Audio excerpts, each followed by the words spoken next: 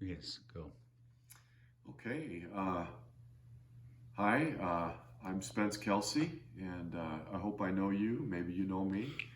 I've been a mental health provider for a while, and I just was asked to share a few things, and so I'm excited to do it.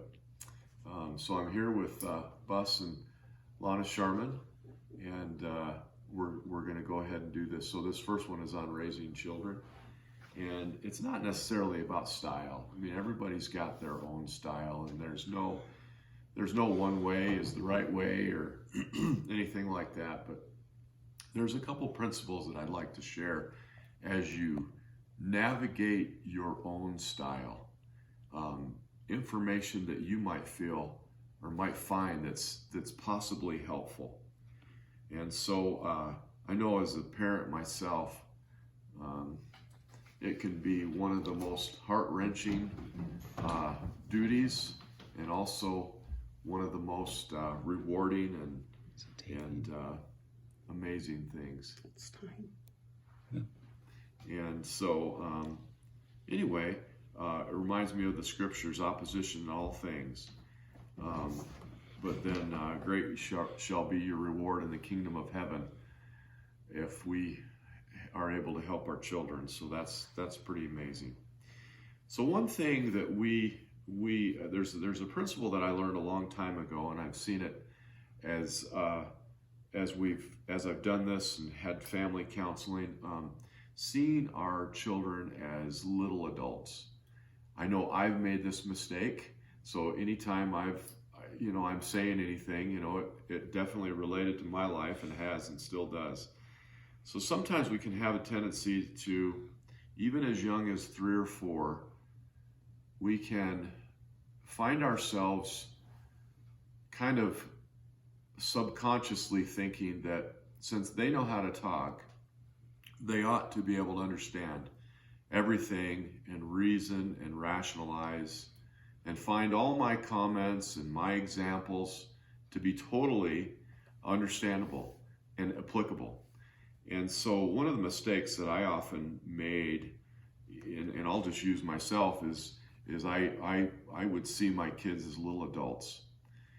And as I started to parent, the more I parented, the more I figured out that, oh, wait a minute, they don't really get that, Spence, and maybe you should not think that way. And it turns out that this is the thing, and this has been passed on for generations and generations.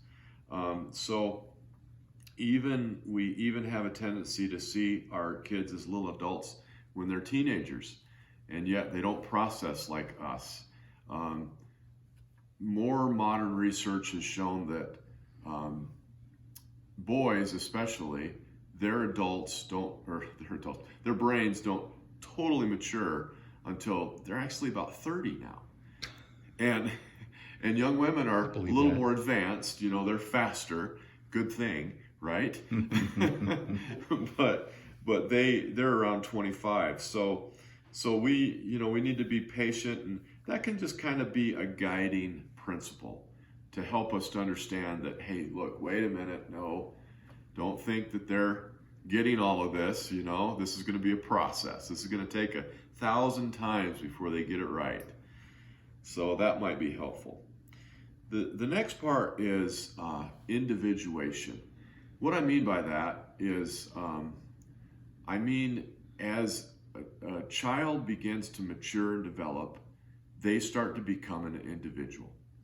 And so when they start to become an individual, the first people they start with is picking on mom and dad, and picking on mom and dad's ideas, and starting to go, well, I don't believe that, or I don't agree with that, and then don't tell me what to do. I can do it, and I can figure it out, Well, the good news about this is it's healthy, and it's better if it happens in your own home. Because what does that tell you? That means that they feel safe enough to express some of their ideas and the things that they want to share and they want to do in your own home. Good thing you still have them, because you can help shape the things that they're learning, and if you don't push them too hard. Again, I stay away from style because that's very sacred. That's sacred ground. You have your own style. But if you foster a guiding type relationship with them in certain ways, you'll have that ability to continue to influence them. Now, so the two principles, seeing children as little adults, and then the individuation. Two normal things, or two principles that I wanted to share.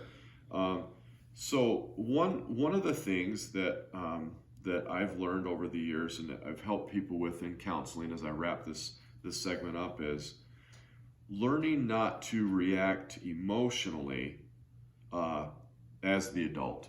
Now, that doesn't mean that I don't yell and scream. I'll be the first one to admit I do. But the ability to maybe come to that realization that, hey, wait a minute, I'm yelling and screaming and I need to stop. And I need to be the adult. I need to be the calm one. What that does is it hands off your child a really good lesson in life. The ability to regulate your emotions. That's really, really big, because the world's full of adults today who struggle with that, including me sometimes. But anyway, true story. So what that's going to do is, as your child, raising a teenager, they're full of ups and downs, right? They're happy 1 minute, 10 minutes later, they're in the door and they're screaming, and it's just normal. It's the way teenagers function sometimes as they learn to regulate. So basically, they learn from you to regulate, and then what they learn moreover is that you are a person that they can go to, that they can trust. Even with all this disagreeing with mom and dad, they can come back to you, and they know that there's a safe place. And I don't mean just a safe place. I mean, the world's not a safe place, but you know what I mean. So I guess I just want to say one more thing. Today, with all this social upheaval and all the pressures of society, confusion with things like gender, things like that, we need to have a very, very strong relationship with our children. Doesn't mean we don't give them consequences. Doesn't mean that, we teach them old-fashioned principles that are good. In that whole ingredient, foster a relationship, teach them how to regulate, and I'll close with that this session.